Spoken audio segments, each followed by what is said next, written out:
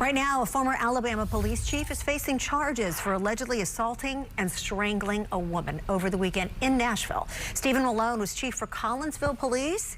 He was arrested Sunday. The victim told police he hit and slammed her down multiple times after an argument, I should say.